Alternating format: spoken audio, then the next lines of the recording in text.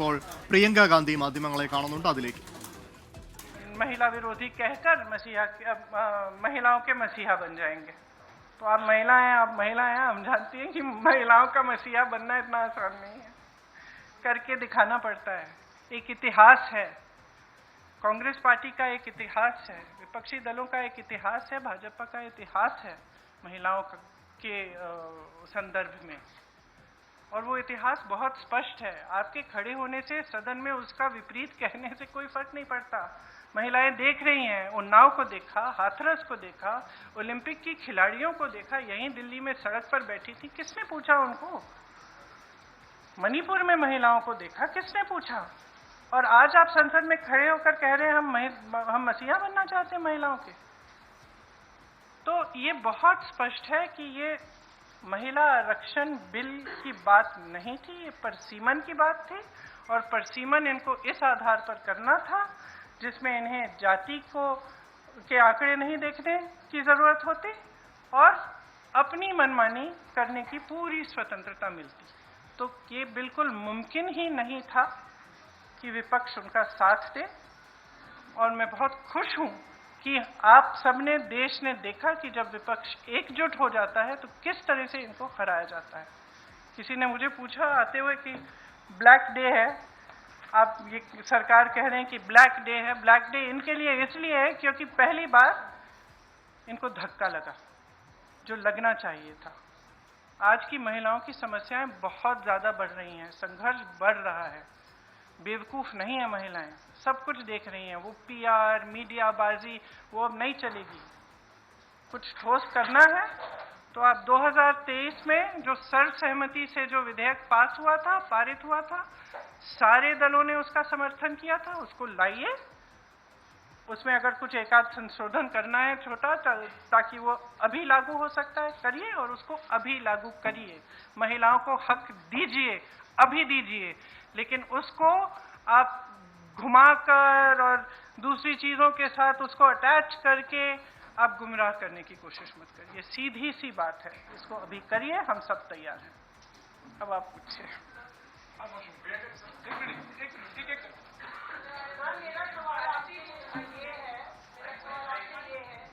जब ये बिल गिरा उसके बाद, मेरा सवाल आपसे ये है कि जब ये बिल गिरा उसके बाद लगातार सरकार की तरफ से कहा जा रहा है कि राहुल गांधी ने फ्लोर ऑफ द हाउस में बोला कि बिल पास करना है तो मौजूदा परिस्थिति में 1 सेकेंड में आप मौजूदा सीट, तो क्या विपक्ष उसके लिए तैयार होगा? अभी तो मैंने आपने बोला जो 2023 वाला बिल है, पर अगर मौजूदा सीट 543 है, वही तो है। 2023 का जो विधेयक है उसमें ये था कि इन्हीं सीटों में से आप 33% महिलाओं को देंगे। मैम उसमें लिखा था कि सेंसस के बाद डिलिमिटेशन होगा और उसके बाद तय की जाएगी, जो भी सीट होंगी उस पे 1/3 मिलेगा। तो यानी कि सीटें बढ़ती, पर नहीं, 543 में से ही था। तो उसके लिए आप लोग तैयार हैं? हाँ, बिल्कुल तैयार है। जी प्रियंका जी, दो दिनों तक हमने बहस देखी और अब क्रेडिट उधर से भी क्लेम किया जा रहा है, आप लोग भी दावा कर रहे हैं। नहीं, हम क्रेडिट का दावा नहीं कर रहे हैं। हम आपको इतिहास के बारे में बता रहे हैं। कांग्रेस पार्टी ने 1928 में शुरू की ये बात, और कांग्रेस पार्टी की ही ये बात थी जिस वजह से आज आजादी के पहले दिन से महिलाओं को भारत में वोट डालने का मौका मिला और अधिकार मिला। तो मैम सवाल ये था कि बीजेपी और एनडीए पूरे देश में अभियान चलाने जा रही है। आपने देखा कि कल शाम को प्रदर्शन हुए, देश भर में प्रदर्शन हमने देखा बीजेपी की तरफ से, और ये दिखाने की कोशिश है कि महिला विरोधी है कांग्रेस और इंडिया अलायंस। इसकी काट में आप लोगों की तरफ से क्या कोई अभियान चला जाएगा? क्या रणनीति होगी कांग्रेस की और इंडिया अलायंस की इसकी काट के लिए? जो बात आप कह रही है वो देश के आम लोगों तक कैसे ले जाएंगी? देखिए, जैसे मैंने कहा, देश की जनता जो है उसमें बहुत ही ज्यादा विवेक है। अगर इनको अभियान करना है पूरे देश भर में, खुलकर करें। लेकिन आज देश उस परिस्थिति में नहीं है जो 12 साल पहले था, और शायद कभी कभी ये होता है कि जब सत्ता बढ़ जाती है लोग सच्चाई नहीं बताते हैं नेताओं को। तो इस पूरे ये जो पूरा पिछले 2-3 दिनों में हुआ, इससे कुछ हद तक ये भी दिख रहा है कि ये समझ नहीं पा रहे हैं कि आज भारत बदल गया है। भारत की जनता देख रही है, समझ रही है कि मीडियाबाजी, पीआर बाजी, ये बड़े बड़े अभियान, इतना सारा पैसा डाला जाता है इसमें, ये चल नहीं रहा है, ये अब चल नहीं रहा है। कल बार बार अमित शाह जी कह रहे थे, आदरणीय अमित शाह जी कह रहे थे कि हमारी बातों पर भरोसा करिए। कोई भरोसा नहीं कर रहा है। असली पॉइंट तो ये है कि जनता का भरोसा उठ रहा है। तो आप जब कुछ कह रहे हैं तो उसको फेस वैल्यू पे जनता आज नहीं दे रही है। प्रियंका जी, कल जो कुछ हुआ उसके बाद जो बीजेपी कह रही है कि they will launch a country-wide campaign to dub the entire opposition, including the Congress, as anti-women. और जैसे आपने अमित शाह जी की बात करी, तो अमित शाह जी ने आपकी राजनीतिक सूझबूझ की भी बहुत तारीफ करी कल लोकसभा में। तो what would be your advice or the campaign, the Congress plan to counter this campaign? See, I think it's very, very clear.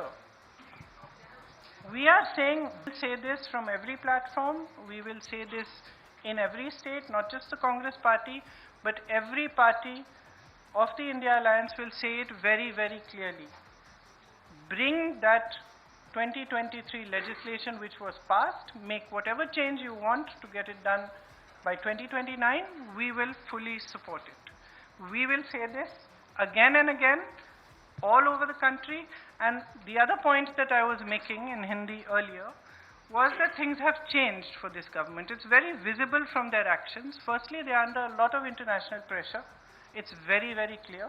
A lot of the actions they are taking, I don't think, as my brother has said multiple times, any Indian Prime Minister would have accepted the terms of the deal that they have done with the US unless there was massive pressure. He is obviously under massive pressure.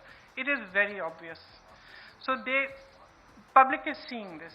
The public continues to suffer with multiple problems. The price of gas, price of fruit, vegetables, everything has gone up, and especially the burden of this is on the shoulders of women. And it's across class, across caste. It does not matter whether you're a rich woman, poor woman, whether you live in an urban center, whether you live in the villages. Your problems are increasing. And there is nothing coming from the government to resolve them. So the public can see it. So they can take their Mahila Morcha in front of whoever's house they want. They can make as much. Somebody has now awakened to the fact that they do not stand by their words. They cannot be trusted, and certainly women cannot trust them, because we have seen their attitude and their behavior.